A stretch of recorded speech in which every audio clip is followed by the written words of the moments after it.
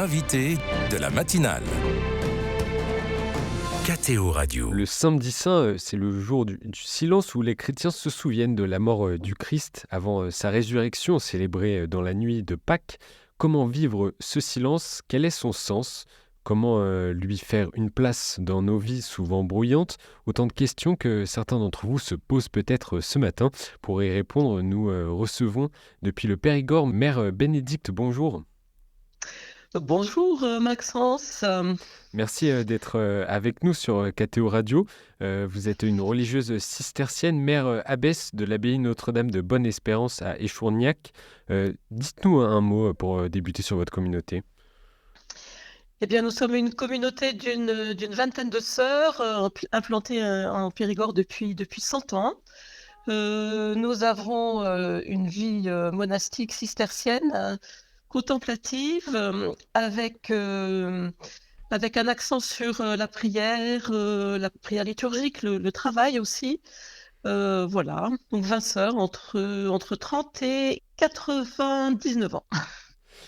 Pour revenir sur notre sujet, quelle est la réalité du samedi saint dans la liturgie de l'Église catholique ? Alors, le samedi saint, comme vous le mentionnez au début, c'est vraiment le jour du grand silence. Les cloches des églises sont muettes, le Saint-Sacrement n'est plus au tabernacle, la porte est ouverte, vide, la lampe du sanctuaire est éteinte, la croix est nue, sans le corpus du Christ, ou bien voilée. Il n'y a pas de célébration eucharistique. Du coup, dans les paroisses, il n'y a pas du tout de célébration. Et au monastère, seul demeure le cycle des offices avec des textes très centrés sur le silence, l'attente, l'espérance qui nous habite dans ce moment. Je vous reposerai peut-être la question un peu plus tard sur la façon dont vous vivez ce jour vraiment particulier dans la liturgie. Pour revenir plus sur le sens de ce samedi saint, quel est justement ce sens? Ce n'est pas un jour de deuil, ni un jour de lamentation non plus. Je dirais volontiers que le samedi saint, c'est un peu le jour des chrétiens ordinaires. C'est le jour de la foi nue, sans signe, qui avance, mais dans l'obscurité, mais une obscurité qui est quand même lumineuse. C'est vraiment le jour de la foi, hein. C'est pas un no man's land entre la tristesse ou la douleur du vendredi et puis la joie de la résurrection, mais c'est un jour de veille, d'espérance, de confiance dans la foi. D'ailleurs, la liturgie ne coupe pas le mystère en tranches, hein. On célèbre toujours en même temps la mort et la résurrection du Christ, quel que soit le jour de cette célébration.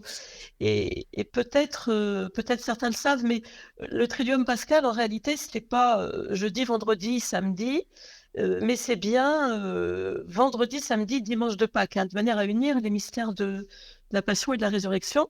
Le Triduum pascal commence au soir du jeudi, et pour la liturgie, le soir du jeudi, c'est déjà le vendredi, avec les deux aspects du Christ qui donne sa vie, à la fois dans le geste de la scène et du lavement des pieds, et en même temps dans l'accomplissement de ce signe, dans la liturgie du vendredi saint, avec la croix.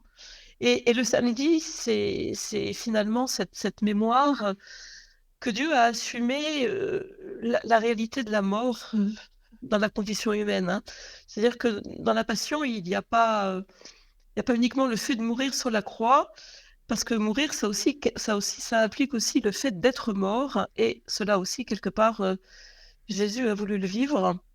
Donc Dieu assume jusqu'à cette mort, et il n'y a rien du concret de notre humanité, hein, du coup, qui soit pas vraiment assumé par le Christ. Selon la tradition, le samedi saint, Jésus, assumant notre mort, descend aux enfers pour en faire sortir Adam, hein. C'est le très beau texte qui est très connu d'Épiphane de Salamine. Un grand silence règne aujourd'hui sur la terre, un grand silence et une grande solitude, parce que le roi dort. Dieu s'est endormi dans la chair et il a éveillé ceux qui dorment depuis les origines. Voilà, donc samedi saint, ce mystère de cette mort, hein, assumée par le Christ, cette mort pour nous délivrer à jamais de la mort, hein. un Dieu silencieux qui nous attache à lui, vraiment de façon, non affective, non sensible, mais vraiment par amour pour lui, gratuite. Et vous l'avez dit, le samedi saint est un temps de grand silence. Comment ce silence se traduit dans la vie de votre communauté en ce samedi saint, vous qui êtes coutumière du silence? Alors le silence, c'est à la fois un silence plus intense en communauté, donc nous sommes des trappistines, cisterciennes trappistes, donc notre histoire, a beaucoup mis l'accent sur le silence et on a déjà l'habitude de garder, dans la vie courante, en communauté, un certain silence, une certaine réserve. Comme on vit toujours ensemble les unes sur les autres, ce silence nous permet aussi chacune d'avoir un espace de dialogue avec Dieu, un espace personnel. Et je pense qu'on est plus attentive, dans les jours saints à garder justement cet espace qui nous ouvre à la présence du Seigneur, qui nous ouvre à la prière. C'est un premier aspect du silence tel qu'il est vécu au monastère le samedi saint. Un autre aspect sans doute, c'est la liturgie avec pour nous, bon, l'absence de la messe quotidienne qui est assez sensible et aussi, ces accents des hymnes, de la liturgie sur, ces méditations aussi sur le mystère du samedi saint avec à la fois, l'aspect, de deuil et aussi l'aspect de joie. On a une très belle hymne, silence du tombeau, détresse du tombeau, mystère du tombeau, victoire du tombeau. Hem, le chant des psaumes prend aussi, à ce moment-là, sans doute un aspect un peu différent parce qu'on y entend aussi vraiment enfin, on peut y entendre, la voix du Christ qui prie le Père, qui s'adresse au Père, surtout dans les psaumes de détresse, de supplication. Je pense qu'on chante les psaumes ce jour-là avec, une autre intensité, avec une autre attention. Et quel rôle joue le silence dans la vie spirituelle? Je il me semble que le silence dans la vie spirituelle, c'est avant tout un espace d'écoute. Alors, c'est déjà vrai dans la vie quotidienne, hein. Oui. Si tout le monde parle, en même temps, personne ne s'entend, personne ne s'écoute et pour qu'une parole puisse porter, il faut qu'il y ait un espace de silence qui l'accueille. Donc ça, c'est dans la vie, de tout le monde, de tous les jours et cette réalité, elle se vérifie aussi avec Dieu. C'est-à-dire, si on est le silence, c'est bien plus que l'absence de parole, hein. Le silence, c'est aussi, une certaine attitude du cœur, une certaine orientation de notre esprit et de nos activités, qui nous débarrassent aussi du superflu, qui nous rendent libres et qui font un peu d'espace en nous, hein, voilà. Le silence, c'est pas seulement se taire, mais c'est aussi, créer un creux, créer un vide, qui soit capable, d'accueillir autre chose que, la réalité quotidienne, qui soit capable aussi d'accueillir la voix du Seigneur. Faire silence, c'est aussi prendre de la distance par rapport aux moyens de communication, par rapport à nos addictions diverses, par rapport à tout ce qui fait qu'on on sent plus le vide, on sent plus le manque, on sent plus cet espace, où Dieu peut nous dire quelque chose. Vous parlez là aussi, je pense, des personnes qui ne vivent pas comme vous dans une communauté religieuse. Dans notre société aujourd'hui bruyante avec les réseaux sociaux, les écrans, c'est pas toujours simple de faire silence.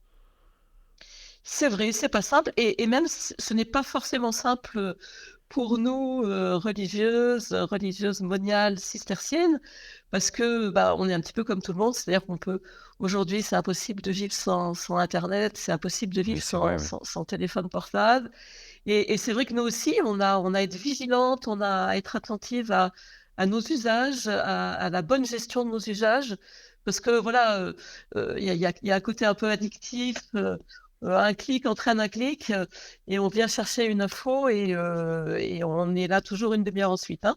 Donc là, c'est aussi pour nous, vraiment une discipline qu'on essaye de se redire, pour laquelle on essaye de s'encourager. Parce qu'on se rend bien compte que, bah, quelque part, on on y laisse du temps et le temps, c'est la seule richesse de l'homme finalement et c'est la seule chose aussi qu'on peut donner à Dieu et qu'on donne à Dieu dans la prière. Donc, si je passe une demi-heure de trop sur mon ordinateur, bah, c'est une demi-heure de moins sans doute que je pourrais consacrer à une lecture spirituelle, à un temps de présence devant le Seigneur ou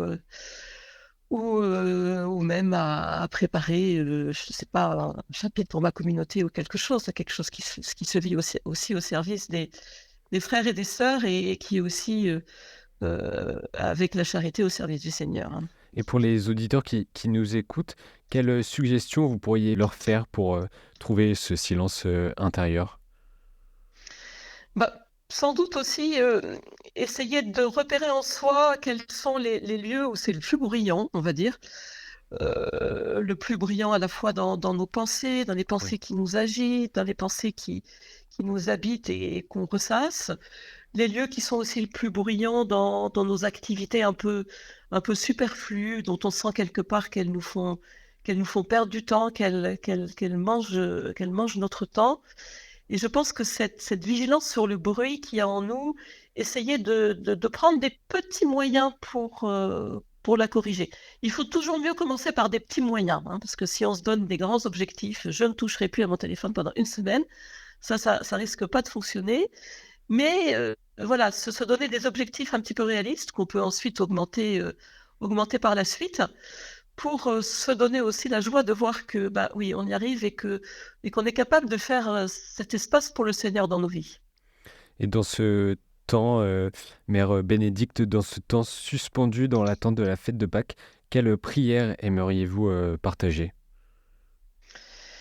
Sans doute la prière d'une humanité qui aussi est pour l'essentiel confrontée à ce silence, hein, je pense que c'est Benoît XVI, hein, dans des catéchèses sur le samedi saint qui faisait remarquer que le samedi saint, c'était peut-être la condition de l'humanité aujourd'hui, peut-être encore plus qu'à d'autres époques, confrontée à ce qu'elle ressent comme un silence de Dieu. Et donc vraiment ma prière, ça serait voilà que on s'ouvre à ce silence pour y entendre non pas une absence de Dieu, mais aussi, ce Dieu voilà, qu'on l'aime, gratuitement, qui veut qu'on l'aime pour lui et pas, seulement pour, des raisons affectives, sensibles, intéressées, utilitaires.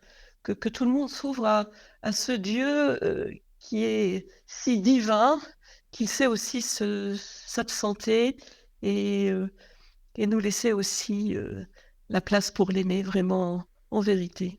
On va méditer, on va garder cette prière en vue de ce week-end de Pâques. Merci beaucoup, mère Bénédicte, d'avoir été avec nous sur KTO. Je rappelle à nos auditeurs que vous êtes l'abbesse de l'abbaye cistercienne Notre-Dame de Bonne-Espérance à Échourgnac dans le Périgord. Et pour les auditeurs qui sont intéressés, je donne rendez-vous ce soir sur KTO TV et KTO Radio pour la vigile pascale diffusée en direct à partir de 21h depuis l'église Saint-Germain-l'Auxerrois à Paris.